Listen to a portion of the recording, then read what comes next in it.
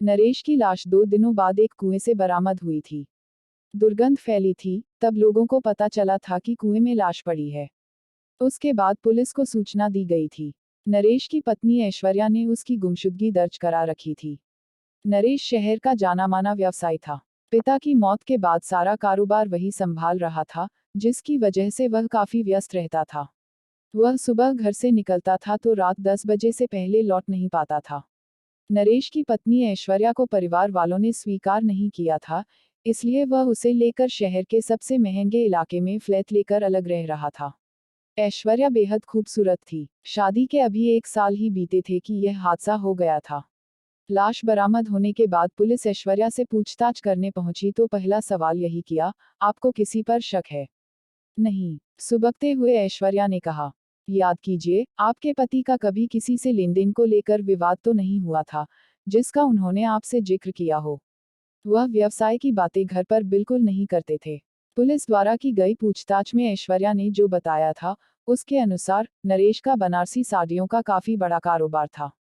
काम की अधिकता की वजह से उनका लोगों से मिलना जुलना कम ही हो पाता था, क्योंकि उनके पास समय ही नहीं होता था। इस फ्लैट में आए उन्हें ज्यादा दिन नहीं हुए थे। गार्ड के अनुसार वह ठीक ठाक आदमी था। नरेश के बारे में गार्ड इससे ज्यादा कुछ नहीं बता सका था। नरेश बड़ा कारोबारी था, इसलिए शहर के व्यापारी उसके कातिलों को पकड़ने के लिए पुलिस पर काफी दबाव बनाए हुए थे। बार बार आंदोलन की धमकी दे रहे थे। कातिलों तक पहुंचने के लिए पुलिस पूरा जोर लगाए हुए थी। नरेश की किसी व्यापारी से दुश्मनी तो नहीं थी, इसके लिए उसके कर्मचारियों से पूछताछ की गई। उन सब का कहना था कि रुपयों पैसों के लिए उन्होंने अपने मालिक को कभी किसी से लड़ते झगड़ते नहीं देखा था। पुलिस के लिए हैरानी वाली बात यह थी कि घर वाले कुछ बोलने को तैयार नहीं थे।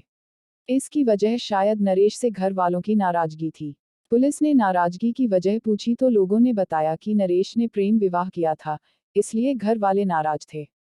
पुलिस को लगा कि इतनी सी बात के लिए कोई अपने खून का कत्ल नहीं कर सकता। इसके अलावा नरेश ऐसी बिरादरी से थे, जो शुद्ध व्यवसाय होती है। ऐसे लोगों के बारे में कत्ल की बात सोचना भी ठीक नहीं था। पुलिस ने नरेश के सभी नंबरों की कॉल डिटेल्स निकलवा कर जांच की। उनमें कुछ भी संदिग्ध नहीं मिला। घूम फिर कर शक की सुई ऐश्वर्या पर आ टिकी। इस प्रेम विवाह से नरेश के घर का कोई भी सदस्य खुश नहीं था। इसके बावजूद नरेश भाइयों के साथ ही व्यवसाय कर रहा था।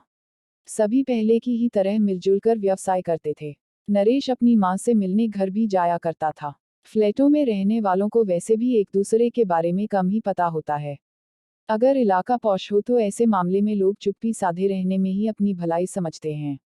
फ्लैट बने ऐसे होते हैं कि अंदर क्या हो रहा है, बगल वाले को भी पता नहीं चलता।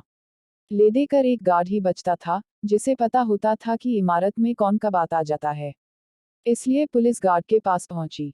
मामले की जांच कर रहे इंस्पेक्टर शर्मा ने पूछा, तुम हर आने जाने वाले का रिकॉर्ड रखते हो? नहीं साहब, यहाँ ऐसी कोई व्यवस्था नहीं है। आने वाले से सिर्फ पूछ लेते हैं कि किससे मिलना है। गार्ड ने सहज भाव से कहा। पूछने के बाद उसे जाने देते हो?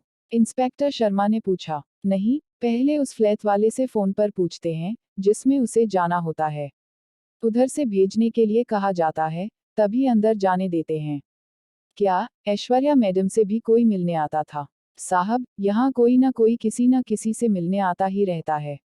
मैं किस किस के बारे में बता सकता हूँ। अगर एक से ज्यादा बार कोई मिलने आया हो, तब तो पहचान सकते हो। क्यों नहीं साहब, गार्ड ने कहा। इसके बाद इंस्पेक्टर शर्मा ऐश्वर्या के फ्लैट पर पुनः लौट आए।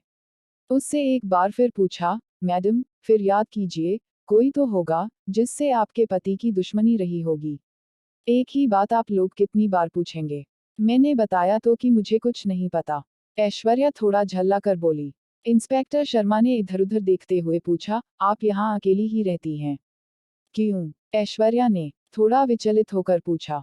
मेरे कहने का मतलब यह है कि संकट की इस घड़ी में कोई तो आपका करीबी होना चाहिए। मेरी अम्मी आई हैं। अम्मी? इंस्पेक्टर शर्मा ने हैरानी से पूछा। हाँ, मैं उन्हें अम्मी ही कहती हूँ, ऐश्वर्या ने कहा। इस बीच इंस्पेक्टर शर्मा उसके चेहरे पर आने जाने वाले भावों को पढ़ते रहे।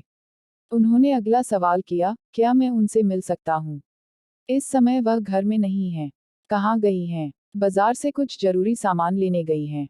कब तक लौटेंगी? 1.5-2 घंटे लग सकते हैं, ऐश्वर्या ने कहा। कोई बात नहीं, मैं फिर आऊंगा तो उनसे मिल लूंगा।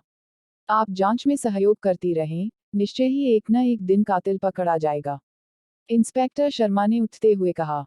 जैसे ही वह दरवाजे पर पहुंचे, अंदर से किसी महिला के खांसने की आवाज आई।